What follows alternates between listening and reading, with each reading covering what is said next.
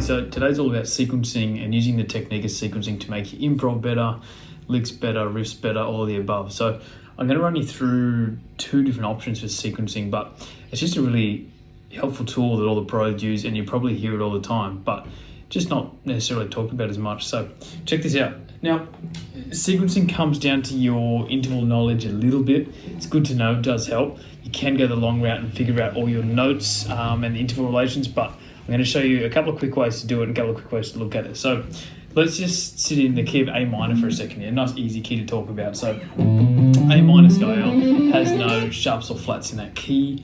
If we run diatonically, which just means we're playing all the modes across the fretboard relevant to that key, we're not going to have any alterations to that sharp or flat variation. So check this out. What we're going to do, we're going to make a little riff, little lick in the A minor scale. I've got a backup track here to show you how to use this with the improv in a second. I don't know, first thing that's going to come in my head, let's go. Cool, something really simple. So what I've got to go through now and figure out what are the intervals of that riff. So I've started on the fourth, I've gone 4, 3, 1, and then 3, 4, 2. What do I mean by those numbers? They're the numbers of the scale order. So if I go all the way through 1, 2, 3, 4, 5, 6, 1, 2, 3, 4, 5, 6, 7, 1. So I've gone through, numbered the notes, and then whatever my riff has been, figured out what numbers they are. Instead of using the notes, there's a reason for this. So again, I've got to get it in my own head too. 4, 3, 1, 3, 4,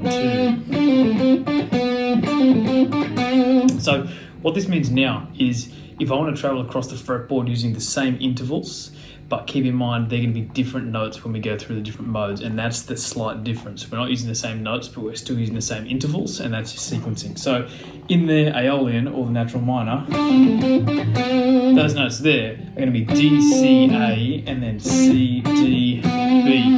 When I move it to Locrian, which is the next scale position, I'll quickly play that shape so you can see it. Now, if we go through and I go, okay, what are the same intervals here? So I've got to go 4, 3, 1, 3, 4, 2. Now, I probably should be putting in there that the minor scale has a flat 3, 6, and 7th, and the Locrian scale has a flat 2, 3, 5, 6, 7. So what's the difference? The 2 wasn't flattened in the minor, so that's going to be our slightly different feel to it. It's going to make it sound a little bit more Locrian, even a little bit Phrygian here, because we're not actually using that flat 5. Anyways, I'm not going to go through and say that's a 4, that's a flat 3, that's a 1, that's a flat 3, that's a 4. Too many words and numbers and stuff's going to get confusing when I say it, but just listing them out. So you start to hear a correlation already. When we go to the major scale, it's going to be based off C. What we've got to do now is figure out, okay, what are our notes? 1, 2, 3, 4, 5, 6, 7, 1, 2, 3, 4, 5, 6, 7, 1, 2, so on, so on. But I know the difference between our minor and our major. It doesn't have a flat 3 or a 6 or 7 for that matter, but we're not using those notes in this case. So for this, I've got to go 4, 3, 1, and then 3, 4, 2. Obviously sounds very major. Have a listen to all three.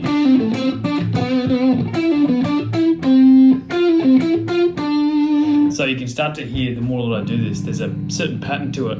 Still interesting because I'm not using the same notes, but your brain is still hearing the connection of intervals. So against the little track for a second, we'll do a few of these so you can see. All right, so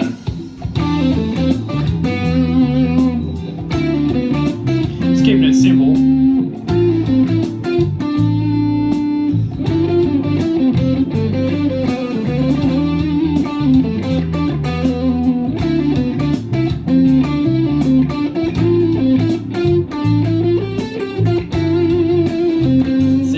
I was just starting to dabble a little bit, trying to keep it simple still, but I'm using those sequences to help me get to different areas and to help me improve my phrasing. If I get stuck, I can always go to a sequence, and that's a good thing to remember.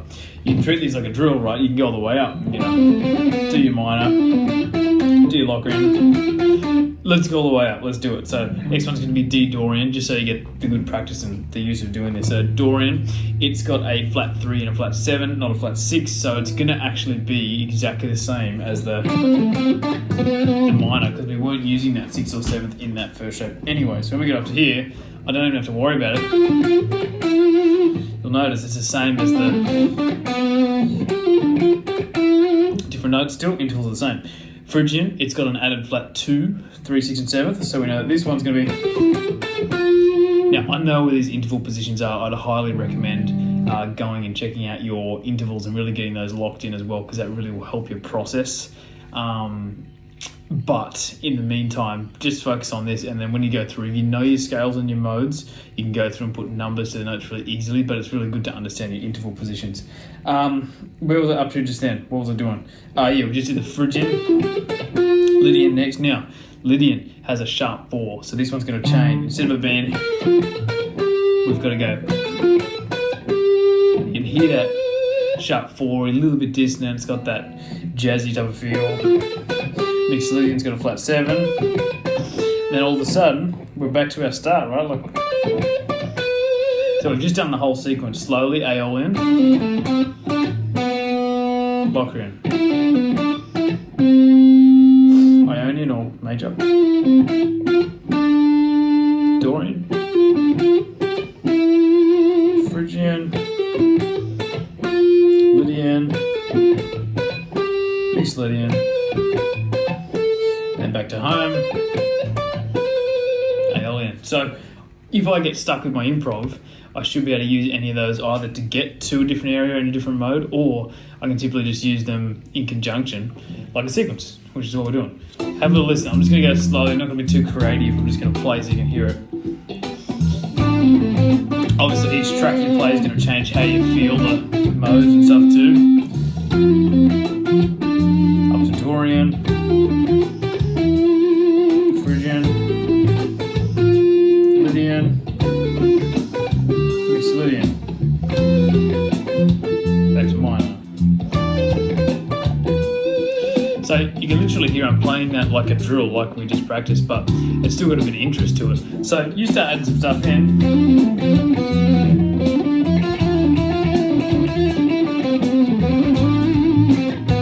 I get stuck, what do I do?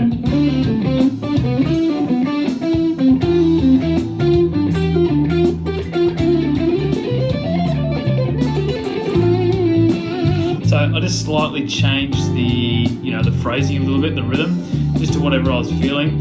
Just being pretty lazy with it at the moment, but I should have a little bit of an idea to get around. Okay, so let's try this with some improv. Treat it like a drill at first and just play them all like a sequence, yeah?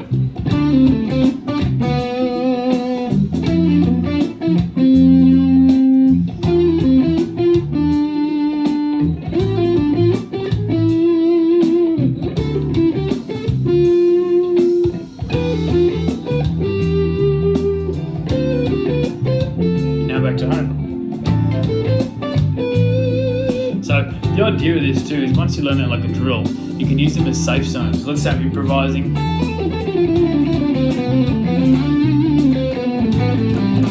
I get stuck, what do I do? Now I'm in major.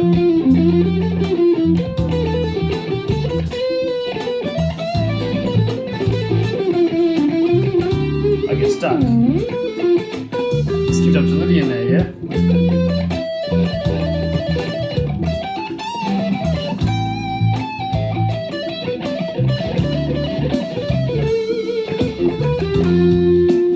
Now, where do I want to go? Back to minor. Blocker in. Went to Dorian there, skipped one. Know what I mean? So you can use these as little tricks to get around. You don't have to play in order or anything like that. That's just the purpose of the drill. But that is sequencing and just using intervals to create a phrase that somewhat repeats to the audience's ear, yeah, or the listener's ear. So it's not repeating notes. Sometimes that can get a little bit stale when you're just repeating the same notes over and over. But because you've got some kind of connection, it's like an intervallic unison, if you will. It's got a certain feel to it, and it sounds interesting, sounds unique. It doesn't feel just like it's a random idea. It's changing. It's it's either ascending or descending depending on which way you play it. Interesting little way to do it. Now, just a little note on sequencing too. You can do unison sequencing too, right? Excuse me. So let's say I had a sequence. Actually, no. Let's just take the same sequence. Keep it simple, right? So I should be able to play that in every spot on the neck. So we can do this positionally. We can also do a reverse caged 3-note per string style, which is a little bit different. So let's look at it a couple of ways. First, let's use your intervals, because I guess this is more about intervals, this video, right? So again, 4, flat 3, or minor third, 1, flat 3, 4, and go on to that 2. Or I'm just going to say it as is, 4, 3, 1, 3, 4, 2. I'll leave it up to you guys to figure out your scale formulas, which is using the flats and sharps. So if I simply go to the octaves, you know, nice and simple, right? You can also get lower too. That's a great start. So I should be able to go, okay, my lick is.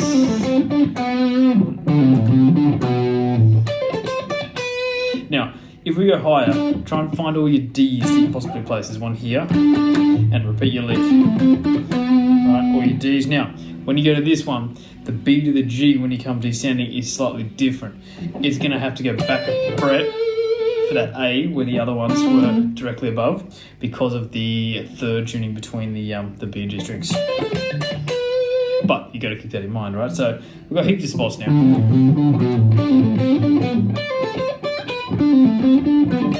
Oops. I mean, heaps of opportunities. There's more too, but just to give you a bit of an example. But one thing I'd recommend trying to do, and this is good for your fretboard knowledge, is to be able to do that in a different position. Position as in hand orientation. They were all different positions, but I'm all using the same method. I'm, ring to first, to ring to first, to ring to back a fret on the index. But even that lick there, can we play that elsewhere? Can we play?